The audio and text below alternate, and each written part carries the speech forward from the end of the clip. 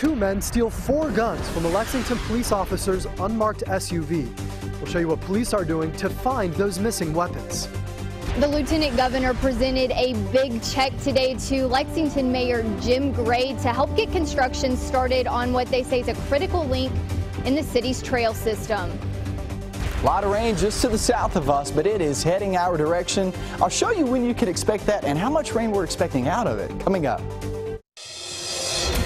Tracking, alerting, protecting. This is WKYT News at Noon.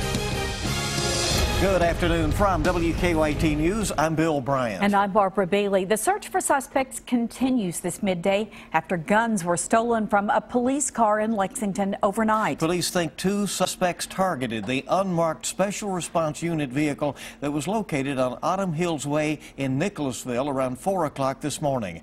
WKYT's Mark Barber is in Jessamine County with the latest on the investigation. And that is our top story at noon. Mark?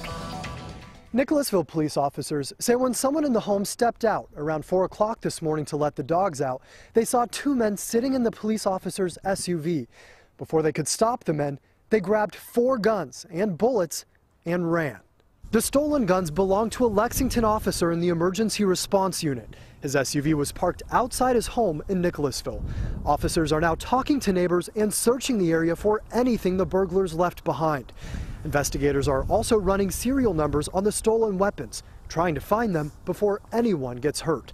They don't know what the missing guns will be used for, but they say it's possible they will be sold. If it had been my vehicle, I'd be really worried.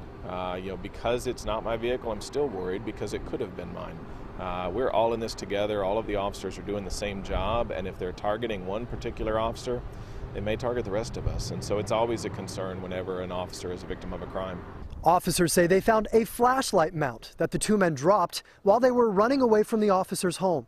They say they're dusting it for fingerprints, hoping it will lead them to the 2 men behind the break-in. In Nicholasville, Mark Barber, WKYT.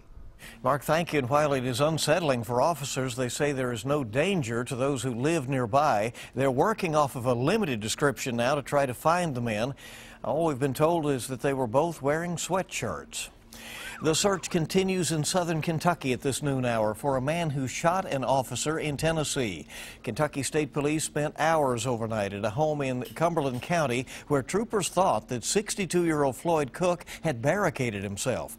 But after storming into the home early this morning, Cook was gone. Police have been looking for him since Saturday when he reportedly shot a Tennessee officer in the chest during a traffic stop.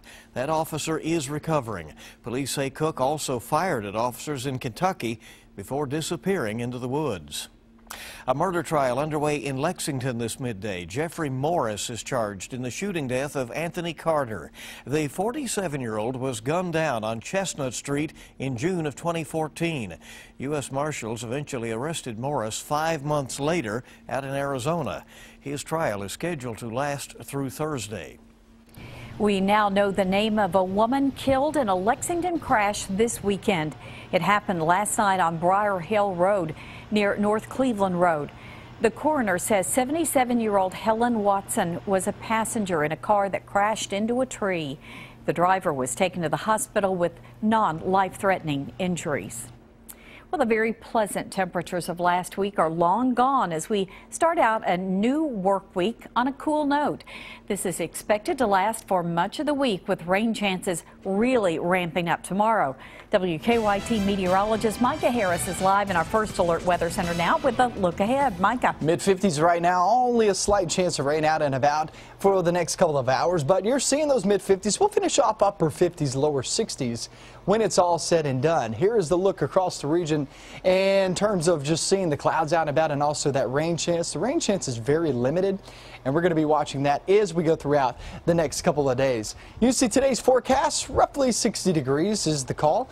and a couple of showers here and there, and then we continue to see those showers continue to move on through. Remember, most of this is going to be down south. Now, as we get overnight and into tomorrow, that's when things really ramp up. I'll get into that forecast. I'll show you the next few days coming up in a few minutes.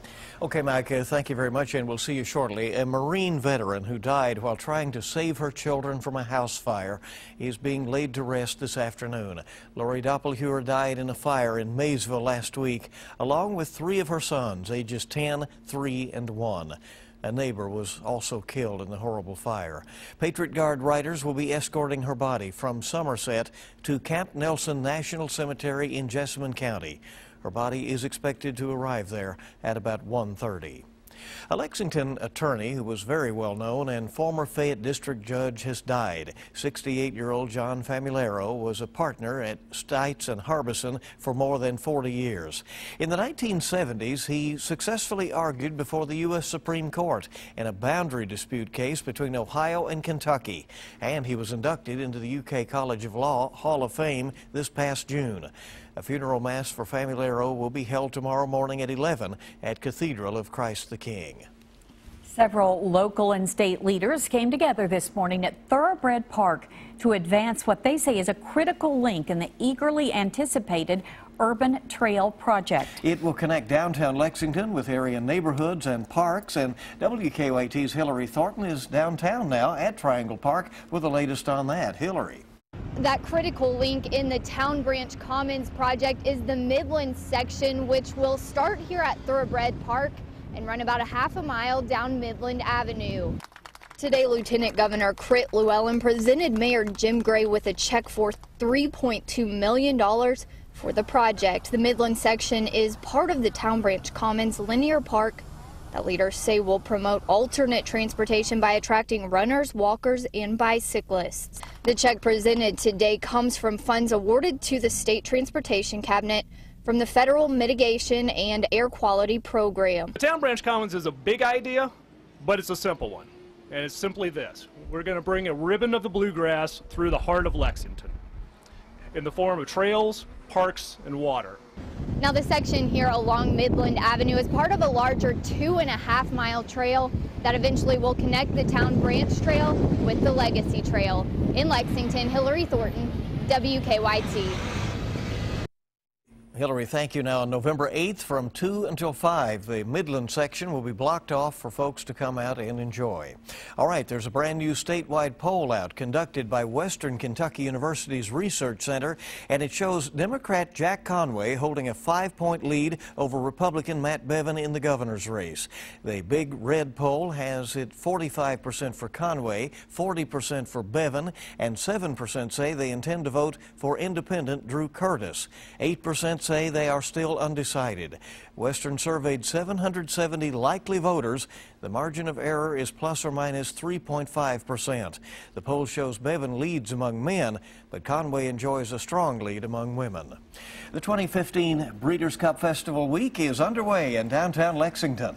UK coach John Calipari will draw the post positions in about an hour for the 2 premier races, one of which is expected to include Triple Crown winner American Pharoah. And there will be 2 stages for live music at Cheapside Park and the Courthouse Plaza through the week. A lot going on, and we have a full list of what's happening this week at WKYT.com. Also, be sure to join us on the CW Lexington tomorrow and Wednesday mornings from 7 to 10 for Breakfast at the Breeders' Cup. We'll have in-depth coverage to get you ready for the big weekend of racing. An exciting week for sure. And it's good to have you with us on WKYT. The woman accused of plowing her car right into a crowd of people during the Oklahoma State homecoming celebration is set to face a judge later today. More on the charges she's now facing next on Kentucky's #1 Midday News. And also ahead, it's a big day for Democratic presidential candidate Hillary Clinton. Find out about the special gift she received from singer Katy Perry. That's coming up on WKYT News at noon.